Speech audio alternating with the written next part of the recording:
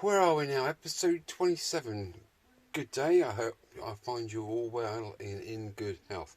Right, what am I going to do today? Well, this evening.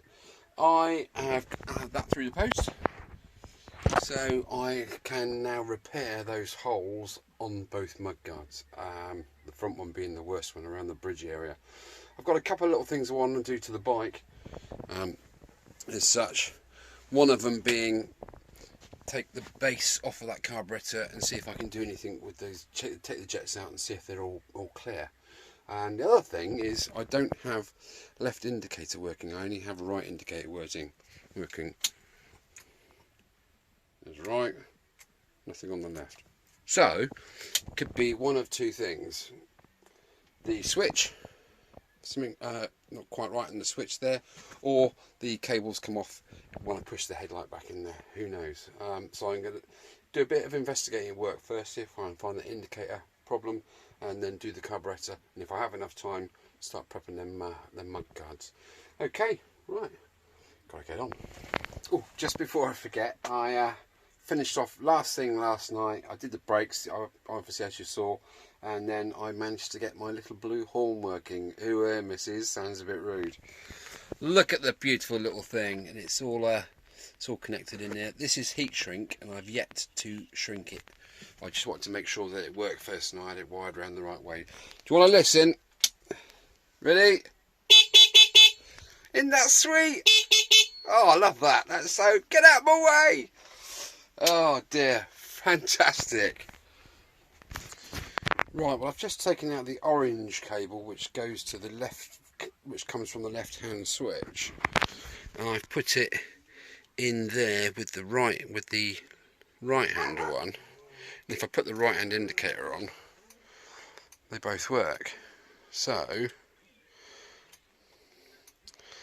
that's telling me that there is no signal from the left. If we put that back in there, look, there's nothing. Nothing at all. This cable goes to the indicator, so there is nothing coming out of the switch.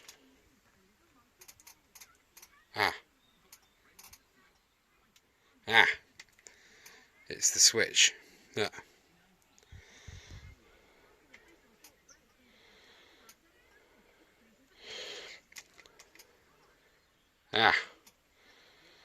That's good. It's just where I've cleaned it, lubed it, I guess, and it's just not being used. Well, that's good news now, so I know it's the switch that's fanning around. That's great news. Cool. Right, I'll turn that off now. Brilliante. Right, I can now put all that back together. What I'm going to do, I think, is where we've got all this gubbins here where you just plug things into those copper sort of brassy connectors. I think I am going to use, where's my connector box? Have you seen these things before? They come in ranges from 2, 3, 4, 5 and 6, and you literally you push your cables into them and that's it, they're done. They can never come loose. That is it, they're in. I even have some there with little orange fingers. You lift the fingers up, push the cable in, push the finger down, and it locks on, and you can then remove it if you want to at a later date. So I'm going to get them connectors down and do a mega job on that, specifically because there are lots of earths in there now with the 2 new indicator fly leads coming off the front there. I need somewhere to put all those earths, and if I whack it in one of them, it will get rid of an awful lot of space that's being wasted by those great big bushy connectors. So I think I'm going to spend a good half an hour and sort the wiring out. I know you purists will say, "Oh, don't cut things," you know, blah blah. No, I'm gonna do that. It's future proof, and there can be no corrosion in there. It's just going to be spot on. So I'm going to do that, and I will hopefully have no more wiring gremlins. Right, yeah, chuffed about that horn. Doesn't that sound sweet? I might rewind this in a minute and have another listen. Cool. Right, gotta get on. Yeah, carrying on with all those tiny little niggles that I've picked up on. We've got the carb, we've got the wiring, that's now sorted out. I need to do those connectors in the headlight. I've got me things out there. There they are. You just push your cables in and they lock.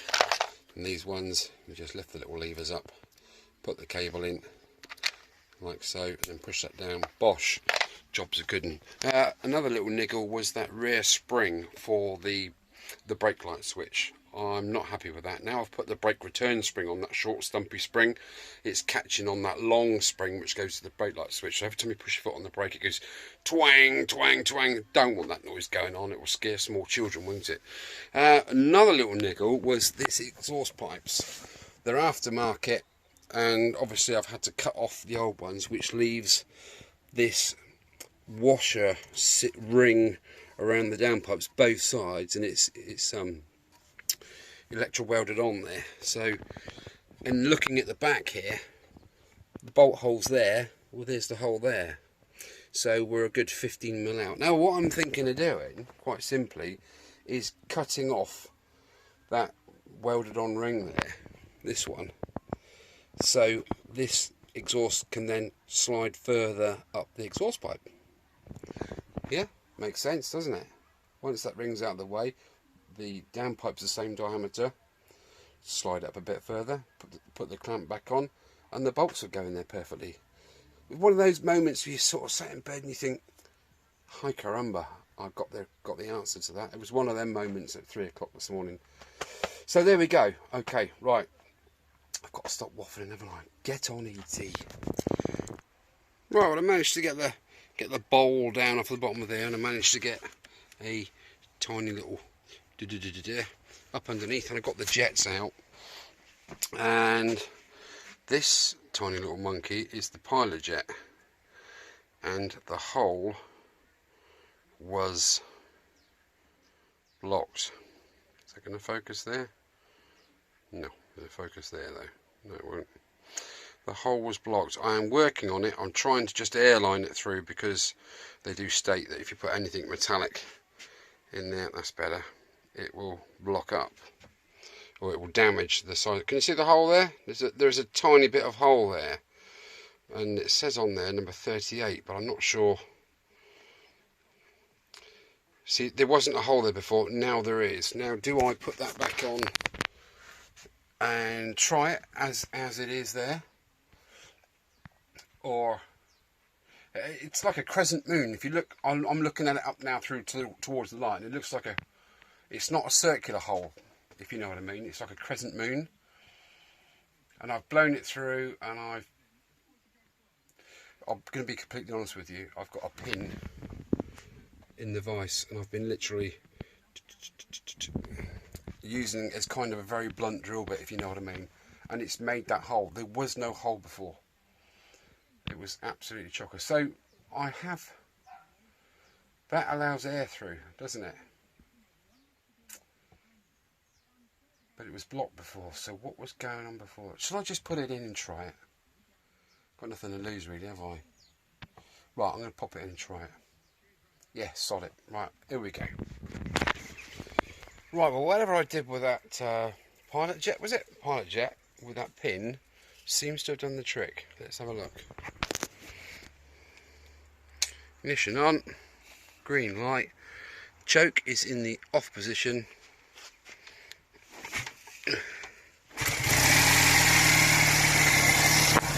Slight push with the hand.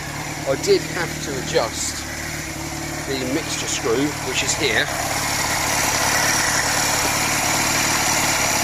in there. I had a bit of a play around with that mixture screw. I'm going to make a note of the position of that, and then adjust it fully in, and then see how many turns out it is to exact that point. That is tuned to perfection now.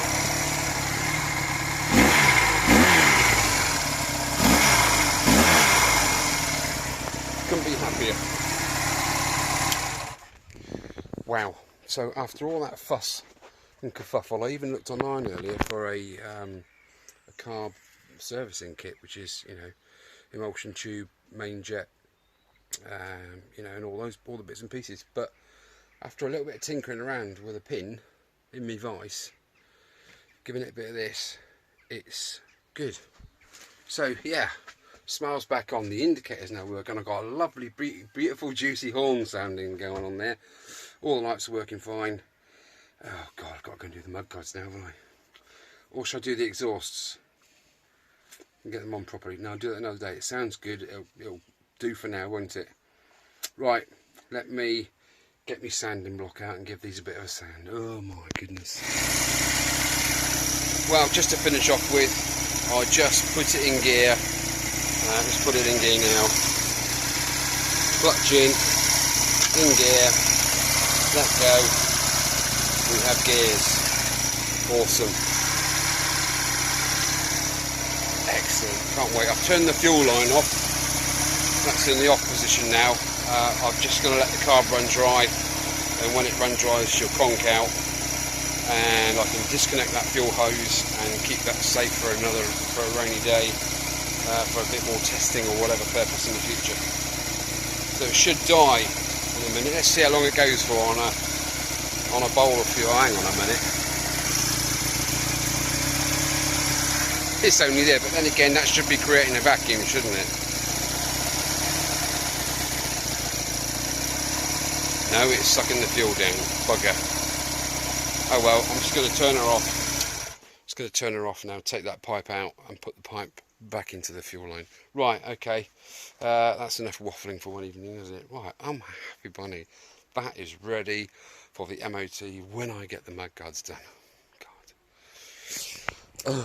Well, I cannot put this off any longer. Here is the rear mudguard. Once I get that done, primed, painted and blinged, I can then wire the undersides through these channels, left to right indicator, through to the rear tail light, and that goes through to the bike. I can then wire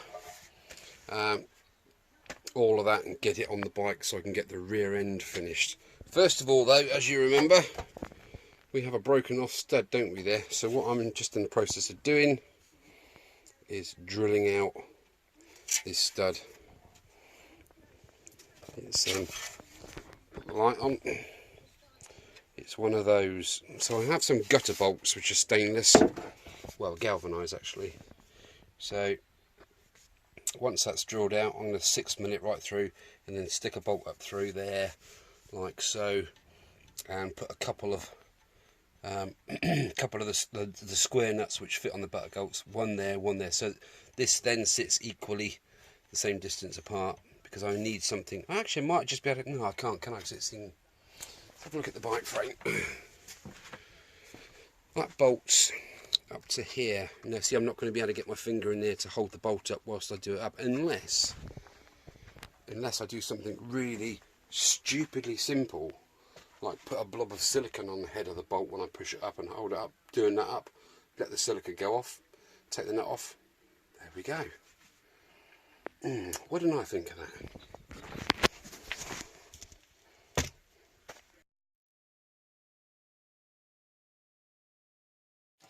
Right, well I've gone through there with the 6mm drill bit after 2, 3, 4, 5mm. I'm going to use this little bolt here. It's not exactly my gutter bolt, but it's the right length. So I'm just going to pop that up in that hole there that I've made. There we go, like so. And if you can see there, they are both of equal length. So I'm going to get some, I'm going to clean that area first, get some petrol in there or white spirit, just clean underneath there, get it all nice and clean. Then I'm going to mix up a little tiny bit of araldite and pop that on there, and just put a nut and a washer on the top just to hold the nut, hold the bolt in place, and that should suffice whilst I build the back of the, whilst I get this rest of it sanded down and painted. So there, that's another little fix, isn't it? Jobs are good. And right, what else have I got to do on this? The whole thing is pretty good. Let's have a really good close look at it.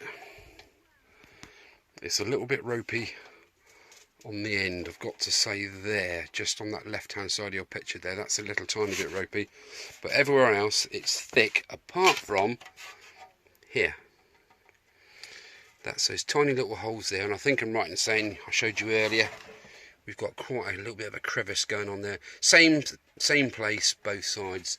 Let's have a look at the rest of it. As we know, that's all good. The front lip's good. There you go, it's proper solid. No dents in it. It's pretty clean around there. I suppose I could clean it up a bit further, couldn't I, before I decide to paint.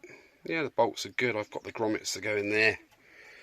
The underside, as you can see, is pretty darn good, isn't it? There aren't many of these around with these channels left on, but because the thing's just been sat in someone's back garden all these years, it's not had any water. Because what happens, obviously, the well's spinning around and throwing up water up all of these little channels, yeah, through there. So of course the water sits in there and it rots out these welds, and it just completely obliterates it, as you guys with 175s already know. So there we are. Yeah, I've got a little bit to do there. Right, so next thing I suppose is get out my wire wheel and just clean these two areas up, probably from sort of say about there right along, and then back in, get all of that black poo gumpy stuff off. I wish I hadn't sprayed it on there now. Do you know, I might even just try it in the parts cleaner with a bit of a bit of thinners on a brush. That should get rid of that stuff. Then I can give that a wire, because you need shiny metal for the isopon treatment, wherever I've just put it. There it is, to work. And here we go with the isopon. Let's get the lid off. Not easy with one hand. Okay, so we got the stuff in there, the main mixture, and then you've got your hardener, which comes in here. So you do, I think there's a line of about, I don't know, about 6 inches by an inch of this stuff, depending on how much you want, and a little thin pea strip of this stuff. I think it all says it in that book, not really looked at. There's me muck spreader. Give it a good mix up. You've seen the videos on YouTube of how to mix this stuff up.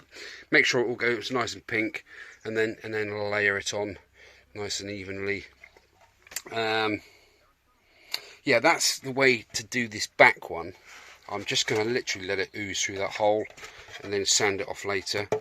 The front mudguard, let's put that to one side and get out this little horror. The back side doesn't look too bad. Ooh, Kim Kardashian. Right, there we go. There's the hole for that grommet to hold the brake and the speedo cable.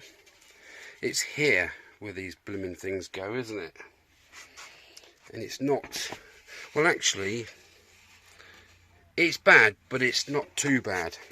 There's the old arch. See the old arch? Just one great big piece bent round like so, and again the water gets splashed up into there and down the sides there, and what happens, it just sits there and rusts from the inside out. So I'm going to need to literally, I've seen one of you guys do, I can't remember your name, I'm really sorry. Is it Jeff? I think it's Jeff, isn't it? You just cut out the bad metal, leaving in what you can, and you put a metal plate on the back, or a piece of mesh or something like that, alloy mesh. I actually got some. I've got some somewhere, I can't think of where I put it. It's slotted in there somewhere, which is really useful. I bought it, I thought I'd use that one day, and that day has now come. So I'll put that on the inside, and then you just layer it in there, fill all that in, wait for it to go rock hard, and then you can sand it down and paint. This side, again, I've used that metal crusty stuff which is supposed to turn it back to iron ore. It's, you know, it's done a fair, it's not going to fall apart, it's proper solid, but there's layers in there underneath. There are layers. I cannot push my finger. That's how hard that is. I cannot break that any further than what it is. But I've still got to cut that out and start again, because it's just too fat, isn't it? The rest of it, like I say, it's just got that like tin worm pattern in it under the paint. There's the old number plate holes. Front's pretty good. There we are. I've actually got 3 of these mudguards. One's not here, and the other one, I can't think of where the other one is. And the back end of it is absolutely pristine. It all looks like this. It's absolutely beautiful. But it's worse there. So what's the lesser of two evils, really, isn't it? Anyway, I think I'm just going to tackle this rear one for now, so I can get some paint down on it. Not tonight. I don't want to rush it. There's no point in rushing it, is there? But once we've got some paint on it, we can then get it back on the bike, and we can get the wiring sorted out and get the rear end lights lit up. Right, I better get on with me sandpaper. Here I am, 3 months later, still sanding the rear mudguard. I'm joking. But the more I sand, the more I reveal. But never mind, it was always going to be labour intensive. I'm doing it by hand. It's quite late at night now, so I can't have the mouse going bzzz. But that leaves a zigzaggy score anyway, so doing it by hand, you can't beat a good hand job, can you, when you're doing stuff like this. Right, okay, that's enough of that nonsense. Okay, I need to do the other side now. God knows what I'm going to uncover there. Anyway, it's very labour intensive. There is no getting away from it. Time for a brew. Oh, can't beat a good drop of scotch, can you? No, it's coffee. I promise you. Right, I've got more sanding to do. Can't wait. Look at that. Look at the blisters on that. Look. Now, what I'm finding is, put some light on the subject, beneath the paint and the primer is the corrosion. It's between the metal and the paint. How the hell does that happen? Was the metal damp when they sprayed it? Anyway, this side is absolutely lovely. Look at that. Apart from that bit there where the indicator goes, it's good steel. It's proper good steel, so I'm happy with that. I'm getting there. Really, really getting there. I'm just coming across, I'm getting through the paint, getting through the primer, and then there's corrosion. Because you can't just spray over this stuff. You can't spray over that, because what will happen, it will just come through the paint after 6 months, a year, whatever. It will just come back through. What's the point? It's just double the amount of work. Oh, whilst I remember, if you cast your mind back to episode whatever it was, where I went to Swansea to pick up a job lot of parts. Do you remember that one? A lovely guy called John. Unfortunately, when I got back on closer inspection, the seized engine outside, that was one of them. A few of the parts were, shall we say, less than serviceable. So John and I came to an agreement that, bless him, he refunded me. Thank you, John. I really do appreciate it. Now, I don't have a lot, but I do have integrity and a high moral compass. And I said to John, what we'll do is, thank you kindly obviously, but when I finish the job, the parts that I don't use are going to go on eBay for charity. And I've already sold £30 worth of stuff. Happy with that. So that's sat in the kitty. Just thought I'd give you an update, guys, on that. I've not forgotten about that. It's always in the back of my mind. So there are going to be a few bits and pieces left over. Tanks being one of them. Yeah, there might be a fender. There might be another front mudguard. There's certainly going to be hubs and bits and bobs of other descriptions. Obviously, the parts that will wear out, I will probably keep for myself, because the bike is staying with me forever. So, right, okay, anyway, I thought I'd just give you a quick update on that charity stuff, because I haven't forgotten about it. It's going to happen, and we're 30 quid up. I am so pleased about that. So, good. Thanks again, John. I really do appreciate it. You know who you are. Right, sanding, brew. Sanding, brew. Oh, brew's the winner. Right, it's another evening's work on the bike, isn't it? I've got to tackle these ghastly mudguards. I have removed the black tar paint from behind on the inside, so I can get to those holes and attempt to repair. So that's done. I'm now on the front mudguard, and I'm just trying to basically take the U-bar off of it. I'm not having a lot of luck, to be fair. Even these are starting to fail today, so that's how bad they are. Yeah, that's mullered. And there's that there, and that just snapped off. Ka-ching! So, Mr. Drill's come out. Mr. Drill bit's come out, and I'm going to attempt now to just drill these out and remove this U-bar.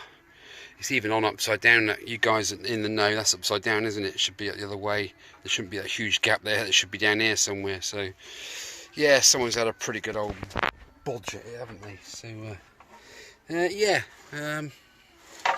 that's pretty much it, really, for the bit. So I'm going to drill them holes, get them old bolts out, re-tap it with the old M6 threader, and I think that'll be it for one night. Look at the state of me, that black tar paint.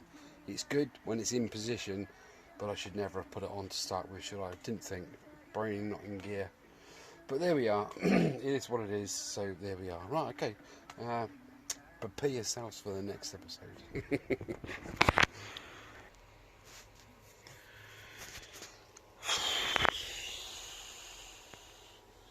Oh, never let it be said that I don't put the hours in. Look, on Scarlet. Look.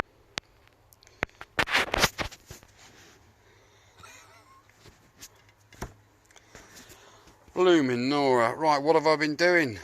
Up in Mr. Floppy wheeling.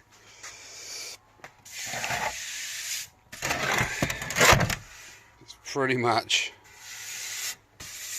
ready to fill these little holes in. Got a bit more to take off there. There's a few more holes appeared whilst I've been sanding, but it's no biggie. It's good still, so not going to be a problem. So that's when I looked at the front one and found that it had an awful lot of tin worm. And the more you sand down and get through the paint and then the primer and then to the metal, it's dug a channel in the metal. So I've yet to sort this area out, as you know. That's going to be the tricky part. But this thing, it's like the Himalayas there.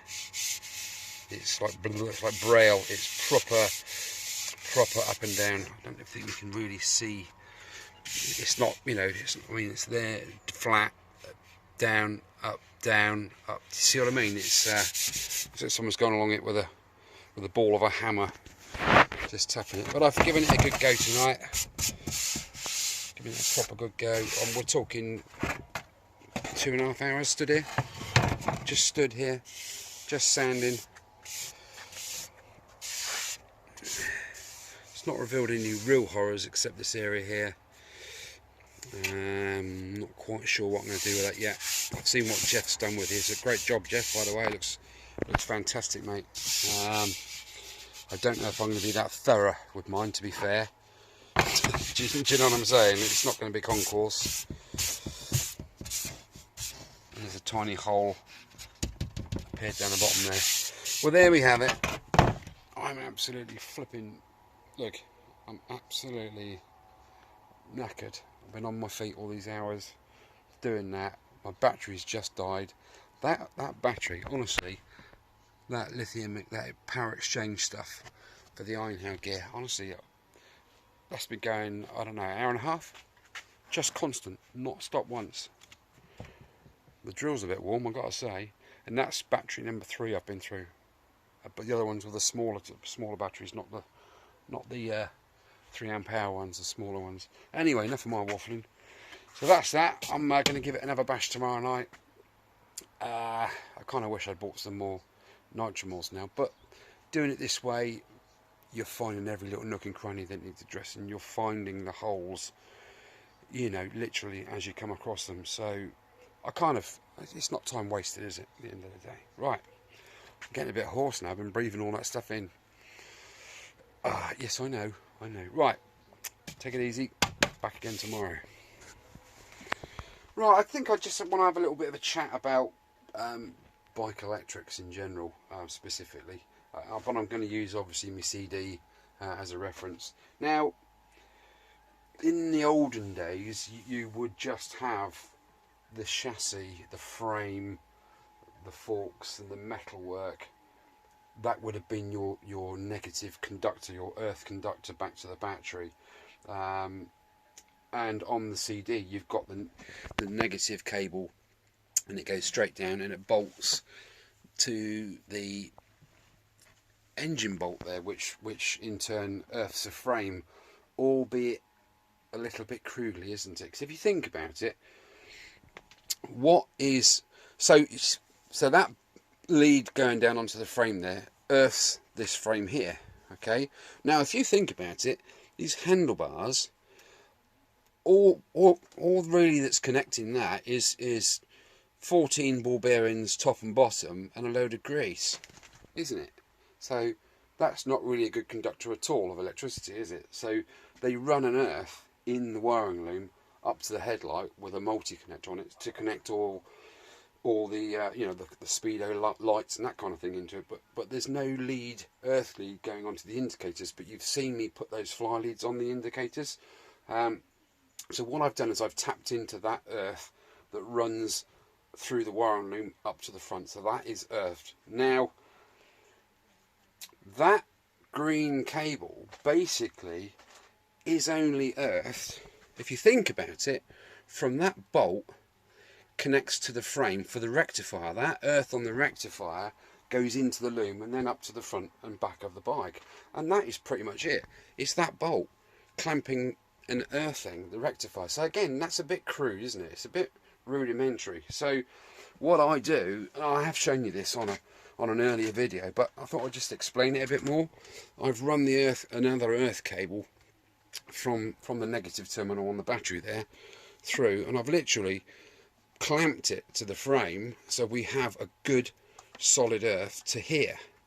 Now this cable will run and connect into these earths at the back here, and it will also run straight through the mudguard, and it will earth the rear indicators and the rear light stuff. So I'm not leaving anything to chance through the frame. Although it kind of works, you know, it just promotes failure, doesn't it? So that's the reason really why I'm talking about this, is because I like to put in a hardwired earth. It eradicates and wipes out any possible light failure due to non-conductivity of whatever metallic part of the bike. There you go. I hope that came across in a same way. Can you understand that? I'm not sure if this is for guys really that are just starting out to do you know, restore bikes and stuff like that, or trying to find faults of their own. When you've got an indicator at the front there of your bike, and inside there you've just got one cable coming out, it's a bit of a head scratcher, isn't it, if you don't know what's going on with the electrics. So basically the cable coming out is the live going to the lamp, and the metalwork of the body of the bracket, that is your earth. But when there's no other cables coming off of it, it's a bit anyway. I hope I've sort of cleared that up a little bit, made that a little bit more clear and a little bit more easy to understand. If I always do recommend it, and I always do myself, if you're going to do a rewire on a bike or restore a bike, run a fresh earth to everything. It's really not difficult. It's just colour by numbers. Go from one to another, link, connect. Jobs are good. You can't leave it to. What I used to do is I used to put an earth inside on there's a screw terminal holding the plate back inside the indicator, and I used to connect the fly lead in there and run it through that tube along with the orange or the blue cable for the indicator. So you had two cables coming out, so you knew one was earth and one was live. I didn't do it on these indicators because I think that the hole's quite tiny, and it's just a bit too tiny for my thicker earth cable there. So that's the reason why I've put the fly leads on the lugs inside the headlight unit. Anyway, good. Enough waffling. Time for a drop of wine, I think. Anyway, cheers all. Oh, can't be a bit of Ribena, can you? Take it easy. See you soon. Oh, crikey.